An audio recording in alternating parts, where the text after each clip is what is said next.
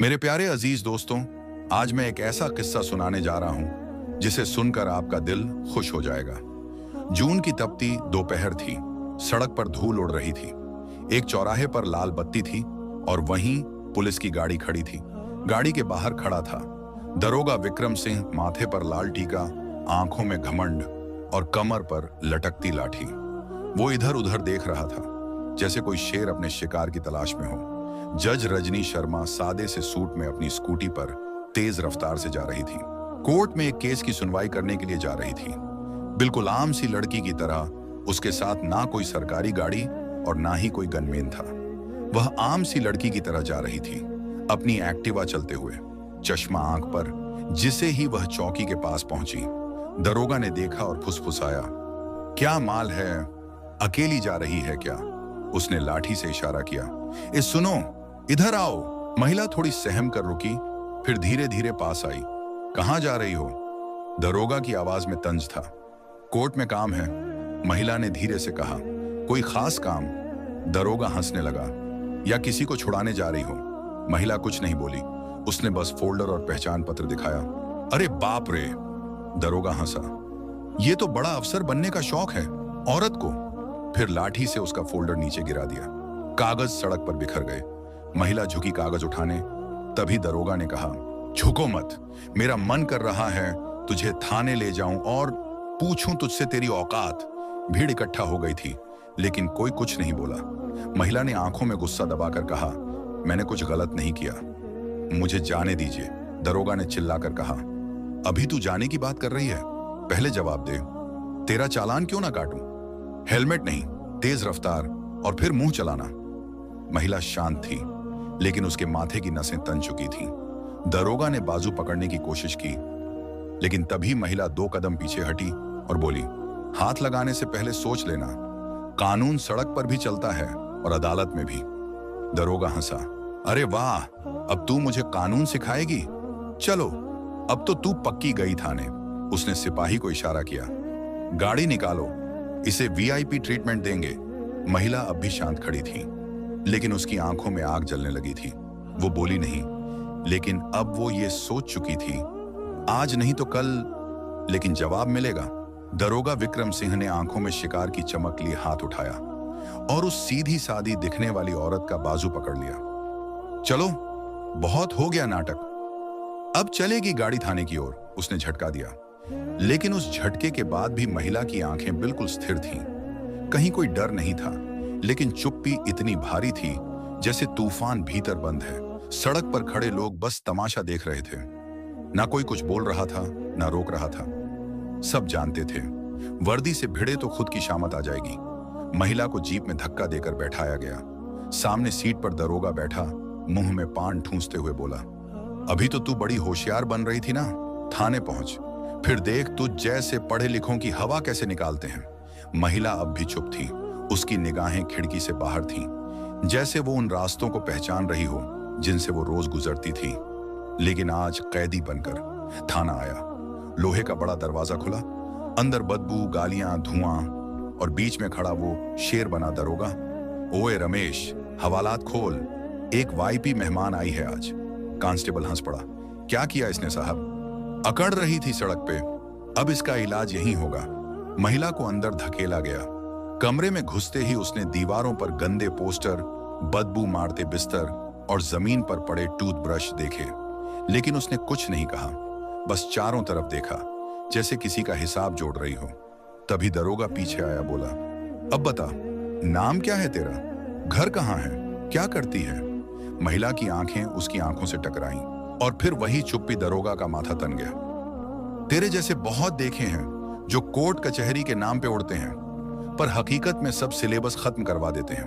वो चिल्लाया, नाम बता, वरना मैं खुद तुझे ऐसा नाम दूंगा जो तू जिंदगी भर नहीं भूल पाएगी।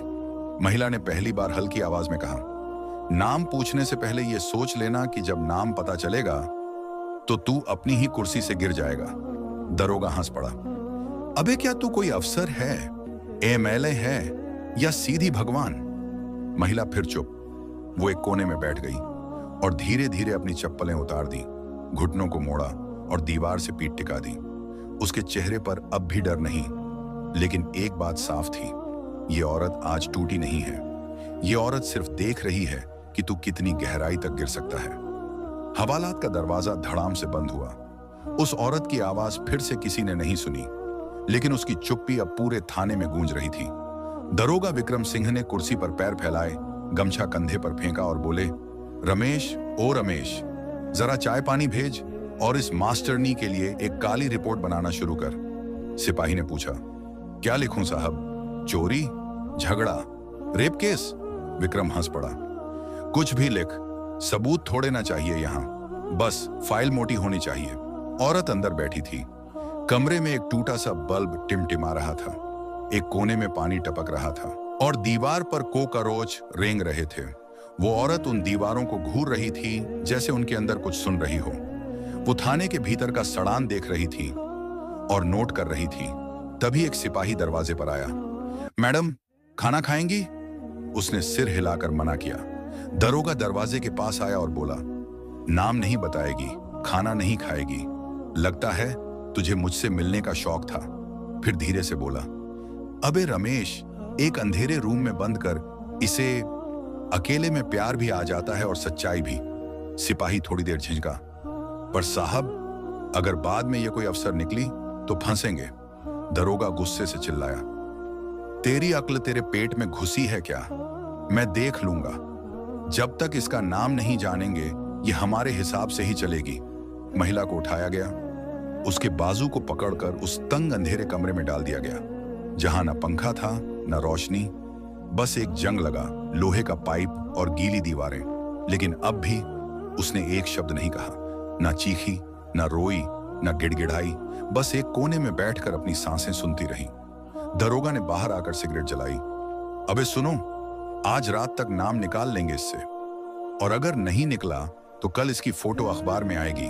गुमनाम औरत जो झूठे केस में पकड़ी गई। उसे नहीं पता था कि जिस नाम को वो ढूंढ रहा है वही नाम एक दिन उसके पूरे करियर को तबाह कर देगा।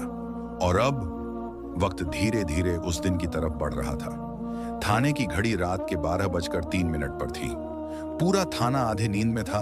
किसी सिपाही की आंखें झपक रही थीं, तो किसी की गालियों में नींद घुल रही थी। लेकिन एक कमरा था जहां नींद का नामो निशान नहीं था।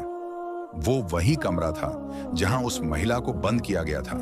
न अंधेरे से डर लग रहा था, न बदबू से घबराहट हो रही थी, बस उसकी आंखें दीवार पर कुछ खोज रही थीं। उसके होंठ अब भी सिले थे, लेकिन अंदर कोई ज्वालामुखी जाग चुका था। थाने के बरामदे में दरोगा विक्रम सिंह बैठा था, सिगरेट जला रहा था और खुद को शेर समझकर मुस्कुरा रहा था। औरतें जब चुप हो जाती हैं तो या तो डर जाती हैं या तूफान बन जाती हैं, उसने खुद से कहा। लेकिन ये वाली ज्यादा ही चुप है, कुछ तो बात है। तभी एक सिपाही आया। साहब, एक बार फिर पूछ लें क्या? विक्रम बोला। जाकर देख, अगर नहीं बोली तो सुबह अखबार में इसकी तस्वीर जाएगी। गुमनाम महिला झूठे केस में धरी गई। अंधेरे कमरे का दरवाजा खुला, हल्की रोशनी अंदर पड़ी। सिपाही ने पूछा, कुछ चाहिए मैडम? कोई जवाब नहीं। वो अंदर गया, थोड़ा डरते हुए पास बैठा। देखिए, हम लोग तो सिर्फ नौकरी कर रहे हैं, आप बताओगी नहीं तो? कल के अखबार में। महिला ने धीरे से मुड़कर उसकी आंखों में देखा और पहली बार बोली, कितनी तनख्वाह मिलती है तुम्हें ये सब करने की? सिपाही चौंक गया। वो आवाज ठंडी थी, लेकिन इतनी सधी हुई कि जैसे तीर चुभा हो। तनख्वाह? तुम्हें अपनी मां की आंखों में देखते हुए शर्म नहीं आती? वो फिर बोली, तुम्हें लगता है मैं टूटी हूं? नहीं, मैं सिर्फ गिन रही हूं कितने लोग इस सिस्टम का हिस्सा बनकर गिर चुके हैं। सिपाही का चेहरा उतर गया। वो कुछ कहने ही वाला था कि बाहर से दरोगा की आवाज आई, ओ ये रमेश, बाहर आ, मत गल पड़ वहां। सिपाही जल्दी से बाहर भागा और उस कमरे में फिर सन्नाटा छा गया। लेकिन अब उस औरत की आंखें और भी चमक रही थीं। वो अब हर चेहरा याद कर रही थी, हर झूठा शब्द गिन रही थी, क्योंकि जब उसका नाम सामने आएगा तो हर एक गाल पर उसी की थप्पी होगी। सुबह के 5 बज रहे थे। थाने के बाहर चाय वाले की आवाज गूंज रही थी, चाय गरम, अदरक इलायची वाली चाय गरम। लेकिन थाने के अंदर चाय नहीं, डर की भाप उभर रही थी। रात भर जो औरत सन्नाटा ओढ़े बैठी रही, अब भी उसी कोने में बैठी थी, लेकिन आज उसकी आंखों में नींद नहीं, सिद्धांत था। दरोगा विक्रम सिंह गुटखा चबाते हुए बाहर आया और दरवाजे के पास खड़े रमेश से पूछा, अबे ये अब तक कुछ बोली? रमेश ने गर्दन हिलाई। नहीं साहब, एक शब्द नहीं। दरोगा झुंझलाया। अबे ये औरत है या कोई सीक्रेट एजेंसी? वो अंदर जाने ही वाला था कि एक सायरन की आवाज थाने के बाहर गूंजी। एक सफेद रंग की सरकारी गाड़ी थाने के सामने रुकी। ड्राइवर उतरा, दरवाजा खोला और एक तेज चाल चलती शख्सियत बाहर निकली। कमीज पर नीली पट्टी, सीना तनकर और आंखों में रौब। एसडीपीओ विजय राणा। थाने में सन्नाटा। दरोगा घबरा गया। सर, इतनी सुबह? सब ठीक तो है? एसडीपीओ विजय राणा ने बिना मुस्कुराए जवाब दिया। एक महिला को बिना एफआईआर, बिना जांच पूरी रात थाने में बंद रखा गया। कहां है वो? दरोगा की सांस अटक गई। सर, एक आम औरत है, चौराहे पर बदतमीजी कर रही थी। नाम पता है उसका? विजय राणा ने आंखें तरेरी। दरोगा ने आंखें चुराई। ना नहीं सर, नाम नहीं बताया। तो तुमने नाम पूछे बिना, सबूत के बिना एक महिला को पूरी रात बंद कर दिया? विजय राणा की आवाज अब तलवार जैसी लग रही थी। सर, मैं तो बस ड्यूटी। विजय राणा गरजे। तेरी ड्यूटी है किसी की इज्जत उछालना? जिस औरत को तू आम समझ रहा है, हो सकता है वही तुझे तेरे करियर से निकाल दे। थाने में कुछ सिपाही पीछे हटने लगे। बात अब हाथ से निकलती जा रही थी। विजय राणा आगे बढ़े और बोले, मुझे मिलवाओ उस महिला से अभी। दरोगा कांपते हुए उस अंधेरे रूम की ओर बढ़ा जहां वो महिला अब भी चुपचाप बैठी थी। दरवाजा खुला, रोशनी अंदर पड़ी। विजय राणा ने महिला की तरफ देखा। एक पल को उनकी नजरें ठिठक गईं। वो आवाज में थोड़ी नरमी लाकर बोले, मैडम, आप ठीक हैं? औरत ने सिर उठाया, धीरे से मुस्कुराई और बोली, अब ठीक हूं। अब वक्त आ गया है मेरा नाम बताने का। कमरे में सरकारी अफसर विजय राणा खड़े थे। सामने वही महिला बैठी थी जिसे सबने एक गुमनाम सी औरत समझ लिया था। लेकिन अब वो उठी, धीरे धीरे सीधा खड़ी हुई, चप्पलें पहनी, चश्मा लगाया और पास खड़े विजय राणा की आंखों में देखती हुई बोली, मेरा नाम जज राधिका चौधरी है, session court, sector 9, city division. मैं आज सुबह 9:30 पर कोर्ट में एक केस सुनाने जा रही थी, लेकिन रास्ते में ये थाना, ये दरोगा और ये सड़ी हुई सोच मिल गई। थाने में सन्नाटा छा गया। सिपाही रमेश के हाथ से चाय गिर गई। एक कांस्टेबल ने धीरे से दरोगा विक्रम की तरफ देखा और फुसफुसाया, वो जज थी? विक्रम सिंह की टांगें कांपने लगी। जज? वो जिसके साथ उसने गाली दी, जिसका फोल्डर फेंका, जिसे अंधेरे कमरे में बंद किया, जिसका नाम तक नहीं जानना चाहा, अब वही उसकी नौकरी, उसकी वर्दी और उसका सिस्टम चाटने वाली थी। विजय राणा ने गर्दन झुकाई। मैडम, मैं शर्मिंदा हूं। राधिका ने बात काटी। शर्म की जरूरत तुम्हें नहीं, उन सबको है जो खामोश रहे, जो सिपाही थे लेकिन इंसान नहीं बन सके। मैं चुप थी क्योंकि मैं देखना चाहती थी कि जब एक औरत बिना नाम के होती है तो तुम्हारा सिस्टम उसे कितनी गहराई तक गिराता है। उसने मुड़कर दरोगा विक्रम सिंह को देखा।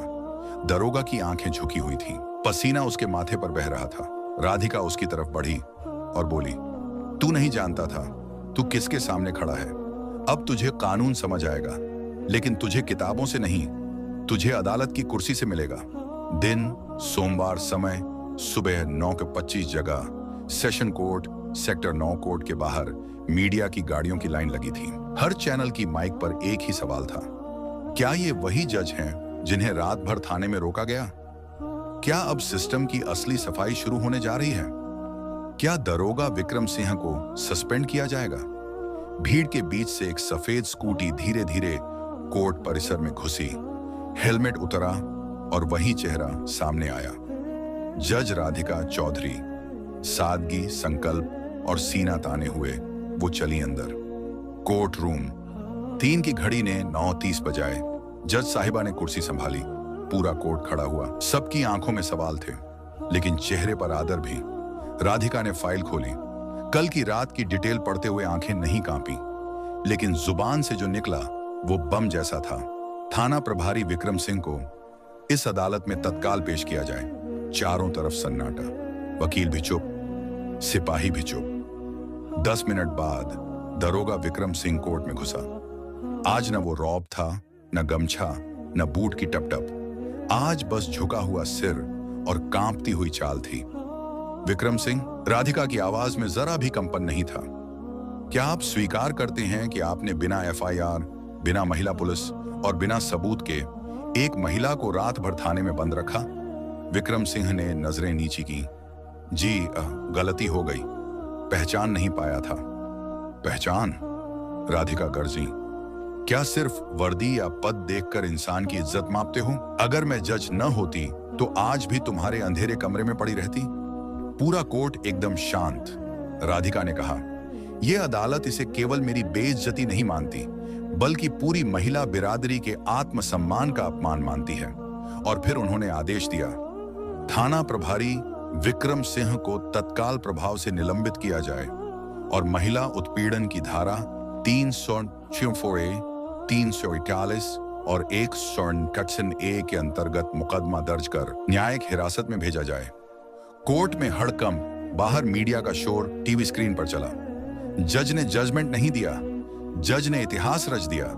दरोगा को हथकड़ी लगी और कोर्ट के बाहर जब उसे निकाला गया तो हर आम आदमी के चेहरे पर सिर्फ एक नाम था, राधिका चौधरी। वो औरत जो चुप थी लेकिन अब कानून बन गई। दरोगा विक्रम सिंह अब हथकड़ी में झुका हुआ कोर्ट से बाहर निकला। हर कैमरा उसका चेहरा पकड़ने की कोशिश कर रहा था, लेकिन उसकी आंखें अब सिर्फ जमीन देख रही थीं। वो औरत जिसे वो गुमनाम समझकर घसीट रहा था, आज उसी के सामने घुटनों पर था। अंदर कोर्ट में जज राधिका चौधरी ने अपनी फाइल बंद की, लेकिन यह फैसला सिर्फ एक केस का अंत नहीं था, बल्कि पूरे सिस्टम के लिए एक चेतावनी थी। अगले दिन अखबार की हेडलाइन थी, सड़क पर जिस महिला को बदतमीजी से पकड़ा गया, वही महिला बनी दरोगा की बर्बादी की वजह। न्यूज चैनलों ने लिखा, जज नहीं, ये तो न्याय की बेटी है। यह आवाज उन लाखों आवाजों की जुबान बनी जो कभी चुप थीं। उस दिन के बाद से हर थाना, हर दरोगा, हर वर्दी वाले ने एक चीज सीख ली, कभी किसी को छोटा मत समझो, क्योंकि जिसके पास चुप्पी है वो वक्त आने पर ज्वालामुखी भी बन सकती है। और राधिका, वो अब भी स्कूटी से कोर्ट जाती है, अब भी सादी साड़ी पहनती है, लेकिन अब लोग उसे देखकर रास्ता नहीं रोकते, लोग उसे देखकर सलाम ठोकते हैं। इज्जत देना सीखो, वरना एक दिन वही इज्जत तुम्हें मिटा देगी। यह कहानी किसी व्यक्ति या संस्था को ठेस पहुंचाने के लिए नहीं है। यह एक प्रेरणात्मक कथा है जो समाज में न्याय और इज्जत की सोच बढ़ाने के लिए बनाई गई है। लाइक, कमेंट, सब्सक्राइब जरूर कर देना।